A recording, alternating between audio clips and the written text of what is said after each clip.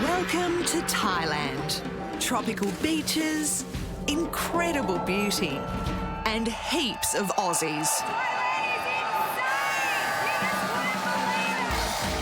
Every year, over 500,000 of us go to Thailand. Some to party. I've had 5 hours sleep in the past 72 hours. Some to live. This is us, this is our lifestyle, and this is why we came to Thailand. I don't want to be anywhere else but here. And some to change their lives. I just feel like I am a complete woman now. Thailand is a country where adventure and drama go hand in hand. It's going to be a dream come true to jump that. Where anything goes while the good times roll. Words can't describe what I feel right now. Here on the island of Phuket is where most Aussies come to play. Every day is a new adventure. This is Thailand, like you've never seen it before.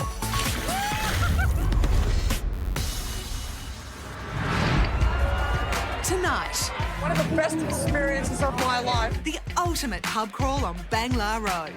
Very proud to be Australian at this moment. Taking a stand for the underdog. If you don't really appreciate your life, come here and see how good you actually do have it. This is a different way of fishing. All aboard with the last of the sea gypsies. That's a big catch. And a medical dilemma for the prince. The only thing that's weighing on my head is, the 3 months of no jiggy jig. On Phuket's Bangla Road, there are hundreds of bars and clubs to choose from. Whether you want to play games, drink, dance, or just chat, the choice is endless.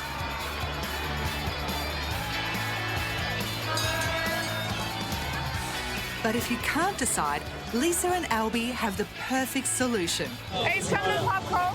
Do you want to come to the bar crawl tomorrow night? It's a pub crawl. That's right, a pub crawl on Bangla Road. Shouldn't be too difficult. My job's pretty easy. My job is to get drunk and to make people have fun, so... I'm just here to make sure everyone has as much fun as possible and help coordinate the whole event. With 5 venues and free shots at each bar, things are going to get messy. They're going to have a pretty memorable night. You're in Thailand, all you want to do is get drunk, so the pub crawl's the best thing to do. We've got to make sure that everyone stays together, so we can't leave one bar and then go to the next one without everybody. That's why we make it a white party, so everyone's like in white. Everyone can tell that we're all in one big group. Lisa's been living in Thailand on and off for the past 3 years. My life is like a holiday at the moment, really. In Australia, I work 9 till 5, Monday to Friday. Go to the gym, it's just a boring life. But in Thailand, we get drunk every single night, meet people from all over the world. You don't even know what day it is sometimes because it's every night's a Saturday night. Ready for a big night are these mates from Sydney who go way back. We're from the same primary school, and the rest of these guys are from the same primary school. We met in high school. We're all 24, we've all gone our separate ways in Australia, and we come around for once a year to go somewhere, and Thailand is this year. It's party time. It's going to be a big night. Party time. But Albie's made sure the party's not just about drinking. In the pub crawl, we go from one venue to another, and at each venue, we've got a list of tasks to complete. No, this is the girls' bar. You said the boys' bar. We got things like kiss one of the staff, take a photo with 3 girls, and put a condom over your head. We've already won! That's our last 5 nights! I think that the girls might have a better chance because they'll be able to get 3 pairs of undies, no question. Getting a bra is going to be a different story.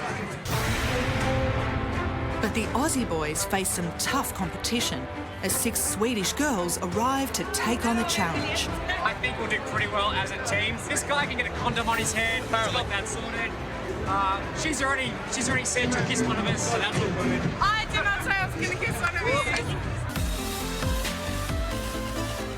you. Let's all move in. You can have a good night, buddy. As the party starts, it seems this race will be a marathon and not a sprint. I think the Australians can win in pretty much any drinking game. The Australians know how to drink, so the Australians always win. If you're a street dog in Thailand, chances are that life is pretty rough. There are fleas, disease, hunger and road accidents to deal with. But for some, there's a second chance. An Aussie hero who's helping these little guys get a fresh start. Christy works for the Soy Dog Foundation. Hi, guys. A local charity which is helping change the lives of some of the most neglected dogs in the world. I've always loved animals. I've always had animals. When I was growing up, I've had, every animal. I've had horses, dogs, guinea pigs, everything. There's such a big problem here with homeless dogs, neglected dogs, abandoned dogs that, I want to help. Soy Dog was set up over 10 years ago by English benefactors.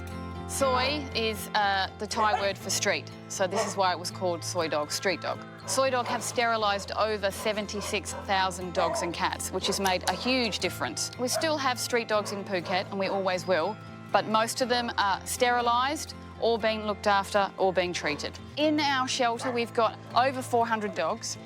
All these dogs here are all rescued from the street. They've either been abandoned, they've been hit by a car, or their owners no longer look after them anymore. So this is their last resort.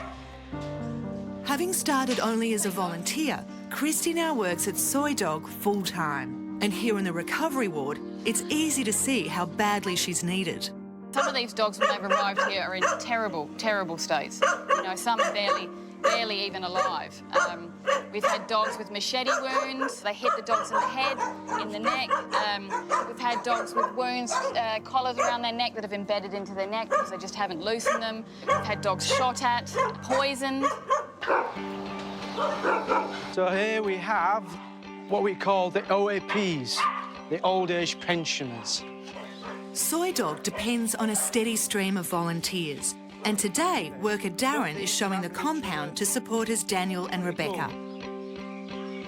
They do look forward to the walks. They go absolutely crazy when they see me walking here with a lead.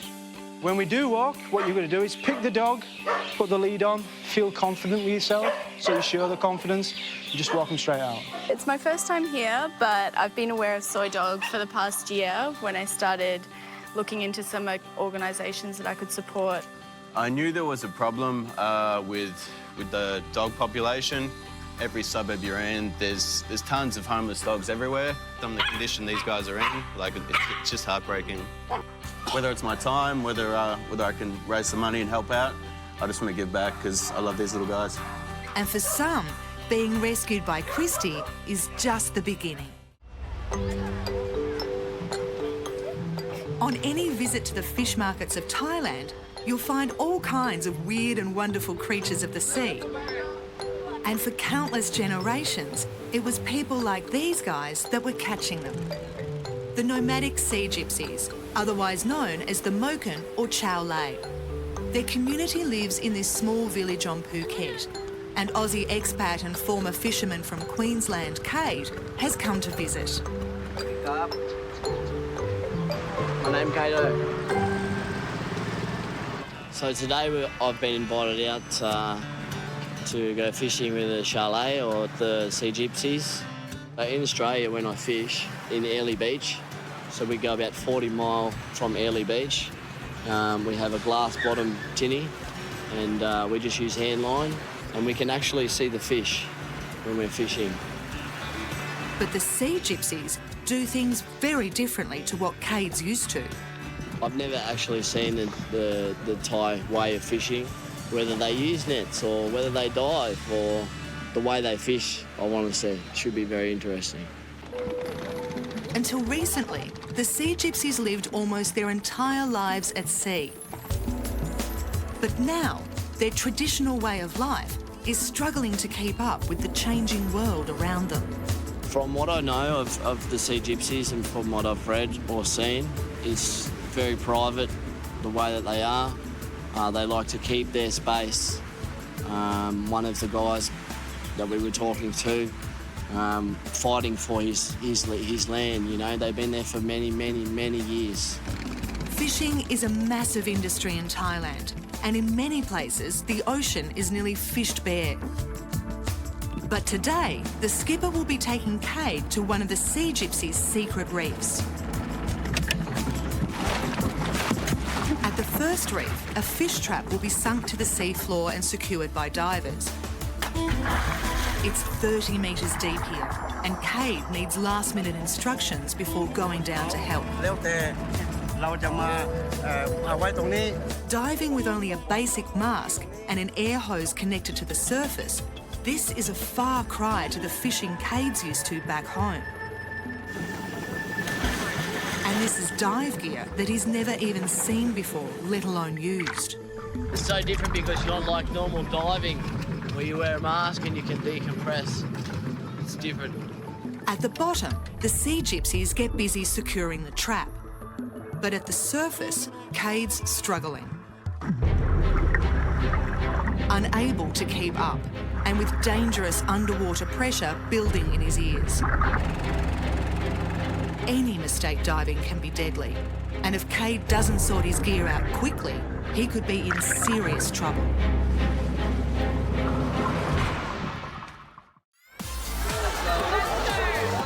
Out on Bangla Road, and the pub crawl is heading to its next venue, where the Aussie boys are taking on the Swedish girls. They're just very, very loose nights. Everyone just gets absolutely messy and makes friends from all over the world. After the mandatory shot at the door, it's a race to complete a bucket list of icebreakers. Sinking a pool ball shouldn't be too hard. But changing clothes with the opposite sex could be a little awkward. I changed dress with a Swedish girl just over there. Aussie Pat is taking it all in his stride. Yeah, the Aussies will do great tonight. There's such a big competition though with this bucket list. I had to swap clothes with the opposite sex. I had to kiss one of the Bangla staff. It's bad that I don't even know his name. But changing clothes with complete strangers doesn't seem a problem for the Swedish girls, who are ticking off their bucket list faster than anyone else can keep up.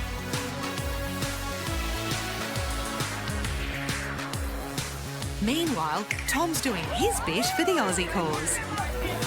Flipped off. I did it. 3 girls. Me in a photo with 3 girls. Done. Sun Tasmania, everyone played pool, everyone got fucked up. Now on to the next bump. Let's go.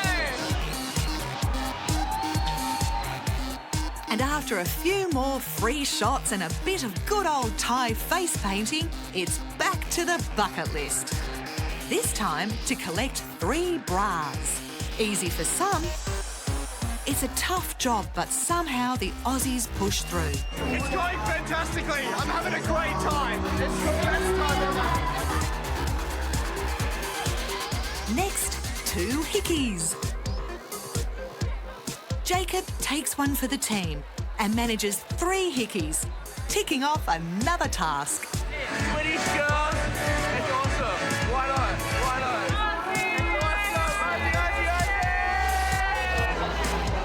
The Australians have done a really, really terrific job in all the challenges. Very proud to be Australian at this moment.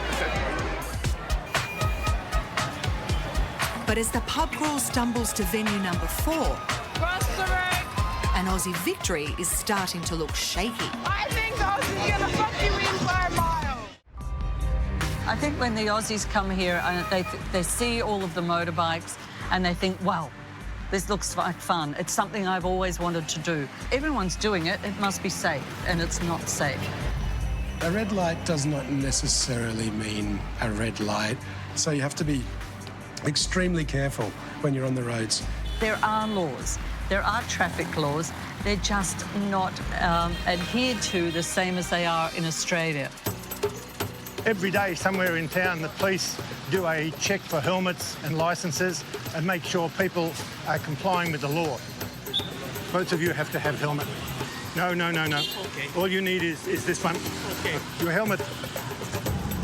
I forgot this in the hotel. You have to have on your head when you ride motorbike. When I see a tourist not wearing a helmet, 99% of the time in their country, you have to wear a helmet. Why don't they do it here? So, I make a mistake. Okay, well, it just cost you 500 baht. People come to this country, they don't look up what the regulations are. They've got no idea. A lot of them have never ridden a motorbike before. You break the law, okay, you break the law, you haven't got helmet. It's your responsibility.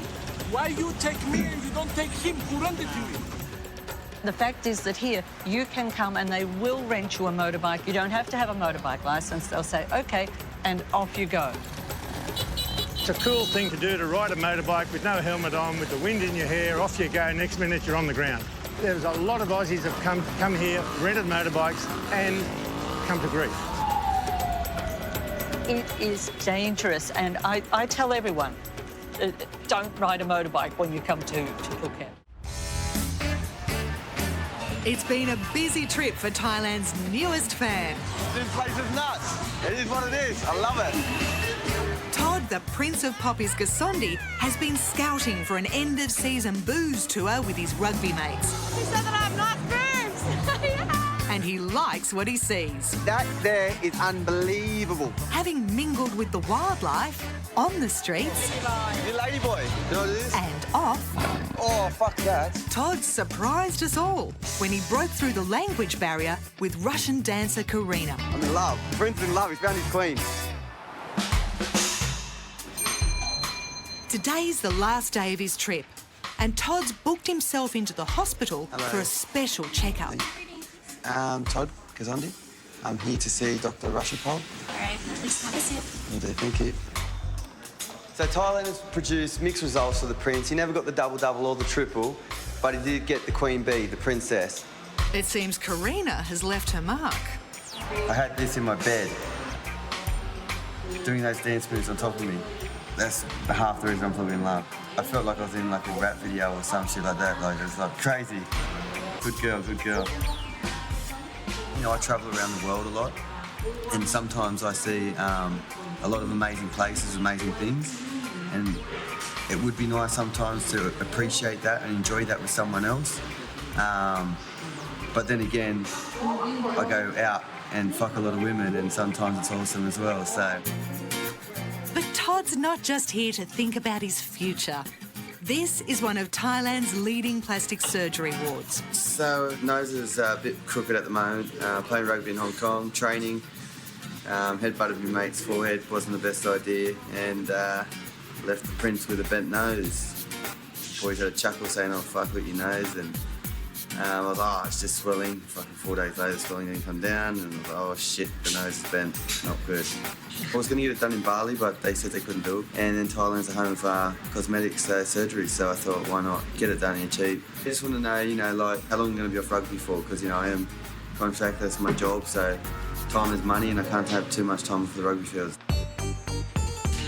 Hey, Todd, yeah. But it's not time out of that game that he's really worried about. I do want to get it done, and the only thing that's weighing on my head is, you know, the 3 months of no jiggy jig. Diving for fish with Thailand's legendary sea gypsies, Aussie Cade is having serious trouble. Using equipment he's never dived with before, dangerous pressure is building in his ears. He can't get to the bottom 30 metres down, let alone keep up. And if he doesn't sort himself out, he's at risk of getting the crippling diving sickness known as the bends.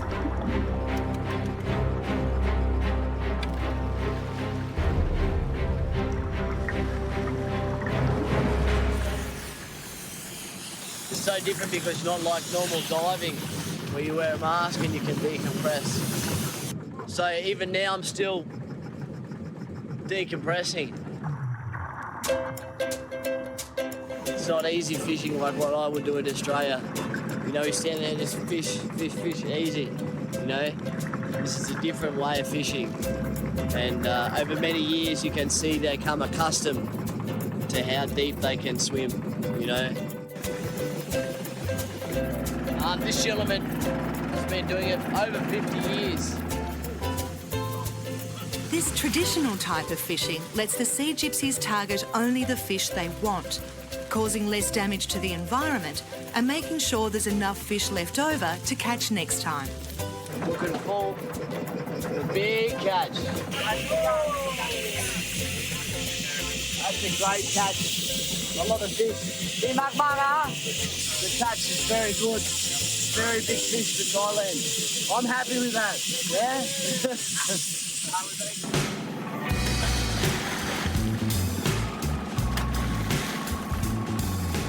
If you took a fishing tour in Thailand, you wouldn't be catching fish like this. We do one fishing tour all day, we fish. We catch like 2 fish. So this have some very good fish. The snapper they have there, same like we have in Australia. It's a beautiful fish and it was big too. For Kate, today's been a chance to see a part of Thailand that is never known. Oh, thank you very much. Yes, now I get to take some fish home and eat them. Beautiful, yeah! When I go home, this is something I'll never forget, for sure. It's another way of seeing the way that people fish or the way they live their life differently. But the Thai people, they're always happy, yeah? Always smiling. That's what we love about Thailand. At the Soy Dog Foundation, expat Christy is giving some of Thailand's most hard-up dogs a second chance at life. Today, personal trainer Rebecca is meeting Mockingjay, one of the centre's most inspiring little survivors. So when she first arrived at Soy Dog, I was actually in the office when she came in. She actually had burning oil had been accidentally poured on her, and she had burns all down her face, all down here and all down her legs, basically down the front of her. She was bleeding. She was in pain because she was actually whimpering when the vets were holding her. But now you can see, you know, you can see the burn marks there and a bit here, but they've healed so quickly and so well. Seems really happy. You are, aren't you? I've been looking at the website for months now and seeing these dogs that have been through like horrific conditions, and yeah, it's a great opportunity to see it for how it all is. I'm very lucky to be here and see her all healed. It's great. But now look at her. She's amazing. And she's going to the UK. Lucky Mockingjay has been adopted by new parents online and will soon be travelling to a brand new home, a world away from the troubles of her past. The majority of our adoptions go overseas, 80%. What countries are? UK is #1, and America would be #2, Canada, and then EU. But the process from here takes 9 months, and the cost is, yeah, really high. A lot of money. Well, average size dog, you're looking at about 5,500 Aussie dollars. But for some, this is a small price to pay to save a life. I rehomed a dog last year that had lived in this shelter for 11 years. 11 years. And he was rehomed and he went to his home in the UK last year. That dog will always stick with me because he was our longest living resident here.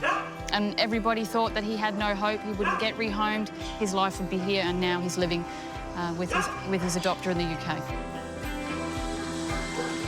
Raising awareness, raising funds, getting more people to volunteer. I think it's a great cause. I also think another good reason to come here, if you don't really appreciate your life, come here and see how hard these animals are doing it. Have a new lease on your own life and see how good you actually do have it. And this couldn't be more true for Christy as well. I've always wanted to work with animals. I love animals, and I feel like I'm helping and making a difference to the community I live in now, which is fantastic. If you'd asked me 20 years ago would I be living in Thailand, the answer would have been no.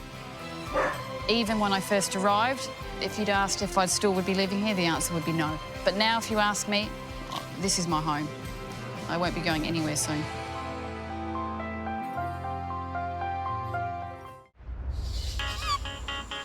Thailand is home to some of the world's most exotic animals, with monkeys, elephants, and even tigers on tap for paying tourists.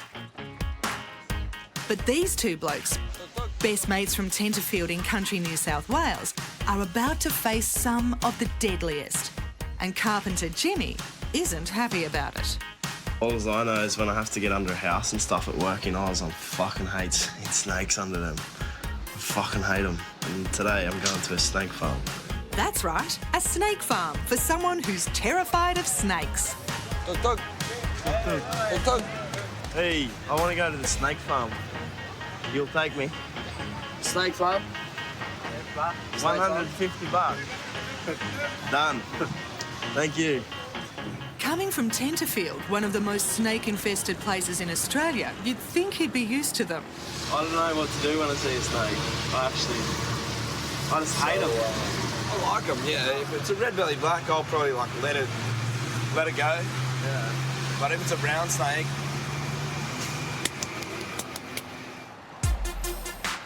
Thailand's home to more than 30 venomous snakes, but most tourists will never see them, unless they come somewhere like here.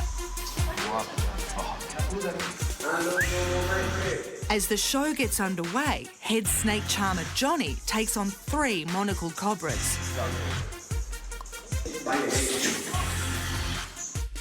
The venom from these guys kills you by paralysing your nervous system, stopping you breathing.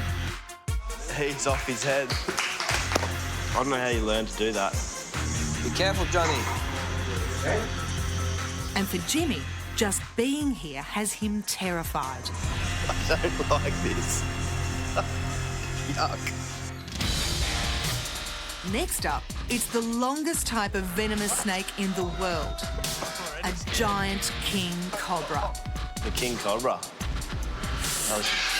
What the fuck? A single bite from one of these can deliver enough venom to kill 20 people. Careful, Johnny. Careful. Whoa. King cobra. But next, handler Johnny has a surprise in store for Jim. 3 mango snakes, or kraits, even more venomous than the cobras. Fuck that. And Ducky's been invited to try to touch one. The idea is to tap the snake's tail and make it dance. Be careful, Ducky. Ducky passes with flying colours. But for Jimmy, the real terror is about to begin. Me? The Bangla Road pub crawl has reached its final destination. The Aussies have almost completed their bucket list and reckon they've got this competition sewn up.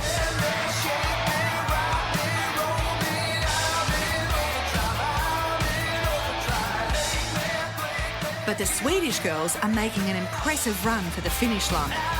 I'm not sure some of these things are even on the list.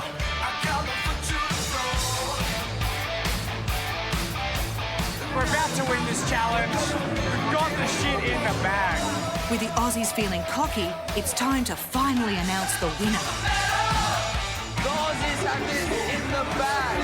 We are going to dominate.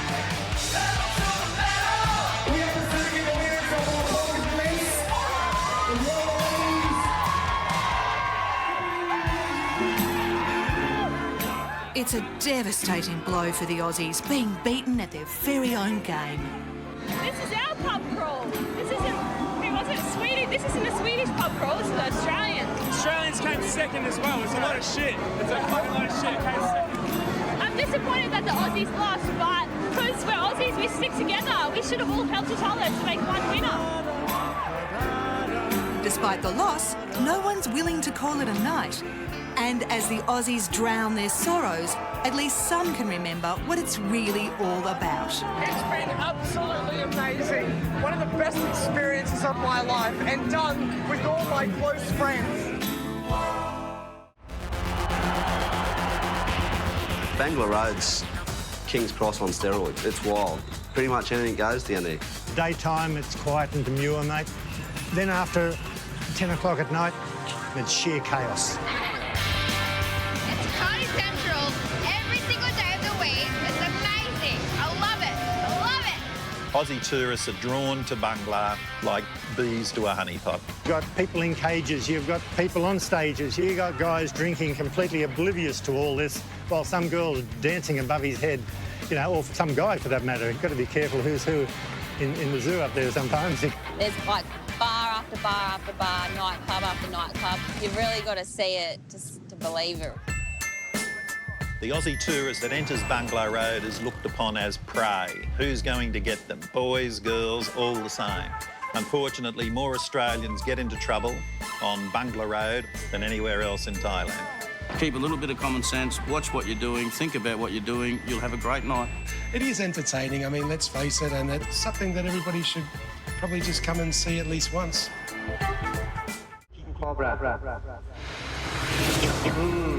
Fuck that. Carpenter from country New South Wales, Jimmy, is facing his greatest fear at the Phuket Snake Show. Don't like this. His best mate Ducky's just shown how it's done. And terrified Jimmy's due on stage next. Me? With one of Thailand's most venomous snakes. Get in there. I'm fucking scared. The cobra. Fuck this. Jimmy's meant to distract the snake and then tap on its tail. I'm fucking scared.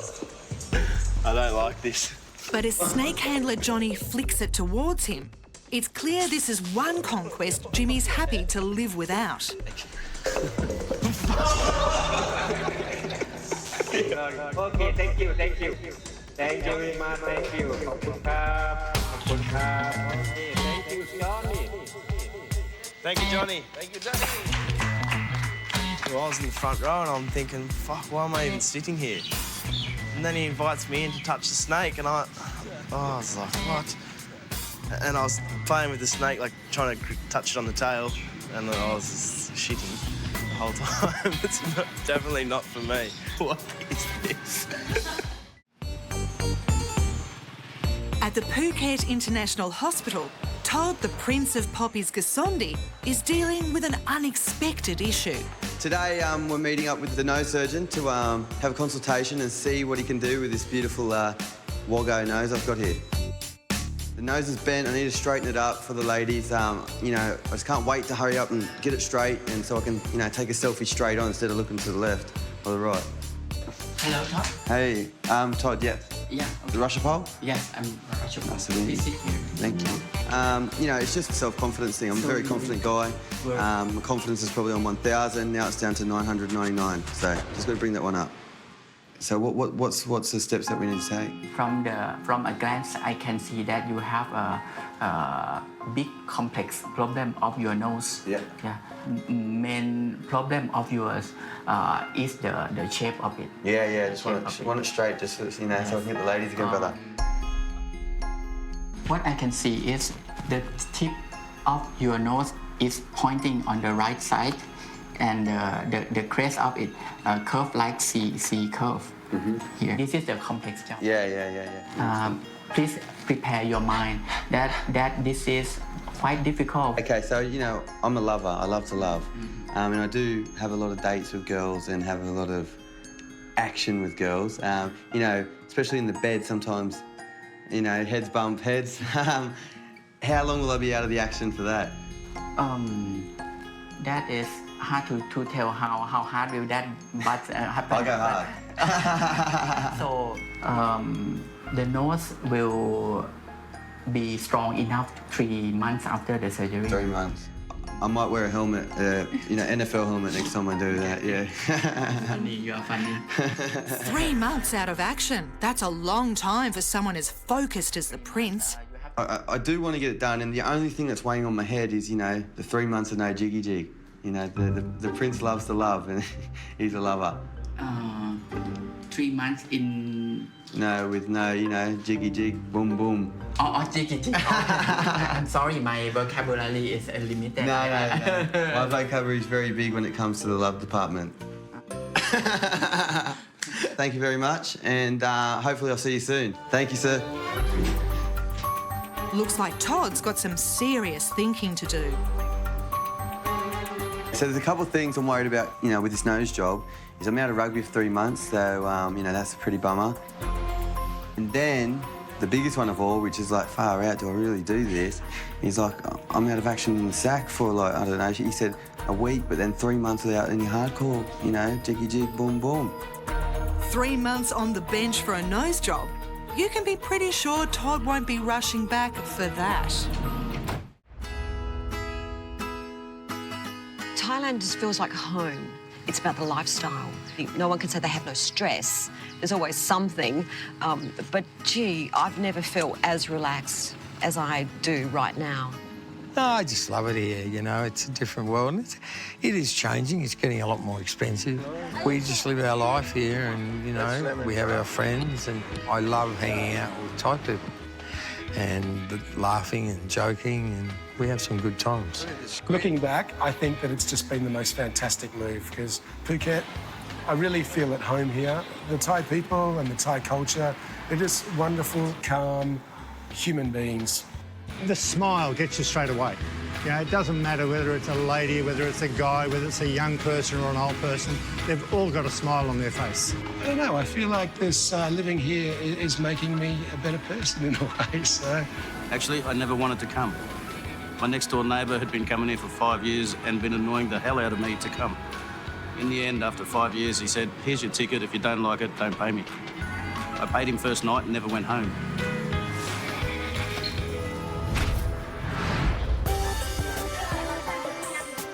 Sue Altman is one of Phuket's expat powerhouses, a former publisher from Melbourne who now champions the cause for Thailand's future through its children.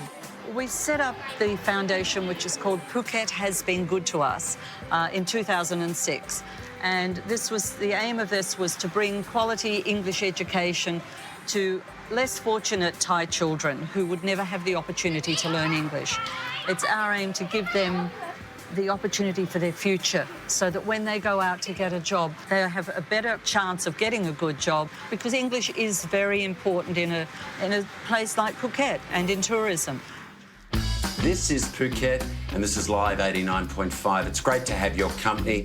Today, Sue's on the campaign trail, spruiking one of their most important fundraisers of the year.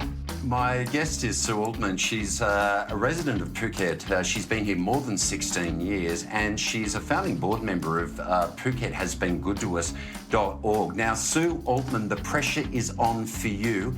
Tell us what's happening on Saturday night. Black Thai meets Muay Thai. Tell us about it. Well, it was an idea that came up and, you know, there's all different fundraisers and different events happen on this island. And as far as we know, that this is the first for Thailand. Our goal is to raise $500,000 baht for this event. $500,000 baht will give us a teacher for a year. Please come and join us for a fantastic night on Saturday night. Sue, thanks for coming in. Thanks, Tim. And see you on Saturday. Black Thai Muay Thai will see the who's who of Phuket's social scene gather for one of the year's glitziest parties. It's a floor plan for the night. Can you just go over it with me? It's nerve-wracking at the moment because it's getting closer and closer by the minute. Some things can be a little bit frustrating, but usually on the night, it all comes together perfectly. We've still got a lot to do, trying to get a few last-minute ticket sales in. 7, 8, 9, 10. For us, it's a fundraiser, and we're here to make money for a really great cause and a good charity on the island. Fingers crossed, with a lot of hard work and hard effort, we're going to pull off a great event. And with 200 paying guests arriving in just a few hours, let's hope it comes together. Aussie men come to Thailand looking for a Thai girlfriend, or come over here and they meet a beautiful young Thai girl, because they are. They're beautiful, they have long, dark hair. These guys fall in love. Sometimes it's a good blend, sometimes it does work quite well. Unfortunately, like all of these instances, there's numerous trickery going on. Some of the Thai girls have up to a dozen guys on leash at any one particular time. Some of the Australian guys only marry the girl to effectively be a housekeeper. They fall in love in 2 minutes. They spend maybe 1 or 2 weeks with her and they think, this is it, this is Miss World and she loves me. The girls that are in Bangla Road are completely different to the girls everywhere else. The girls that are in the bars are probably more interested in how much money you have in your wallet. You know, everywhere else in Thailand, The girls are very calm, they're very polite, really loving, really caring, and just beautiful people. Really, the Thai girls are just the same as any other girl in the world. They're looking for a better future. To meet a nice Aussie guy who is going to take care of them is fantastic. There's many single Aussies out there that do want a partner. I give them this advice. Take your time, get to know someone. You can't find a life companion when you're drunk. You can't fall in love in 2 weeks. So I think guys just have to be a little bit realistic and know that it's just not that easy to find Miss Right in Phuket.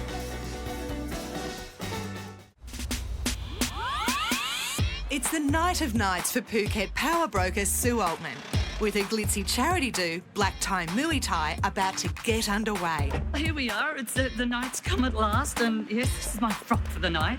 Very simple, and yeah, it's just been a whirlwind of a few weeks, and now here we are, the events tonight. All very excited, a little bit nervous, of course, but it's going to be a fun night. It's going to be a really good night. The who's who of Phuket's social set are all here, and the pressure's on Sue to bring in the cash.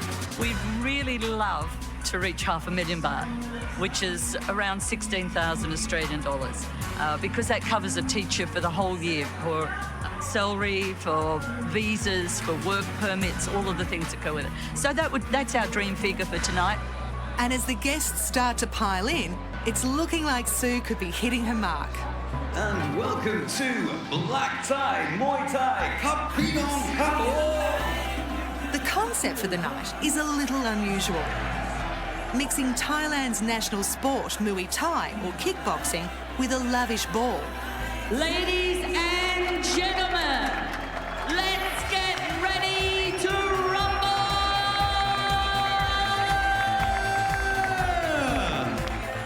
Give it up for the legend, Sue Altman! Not exactly like the real thing, but at least it's for a good cause.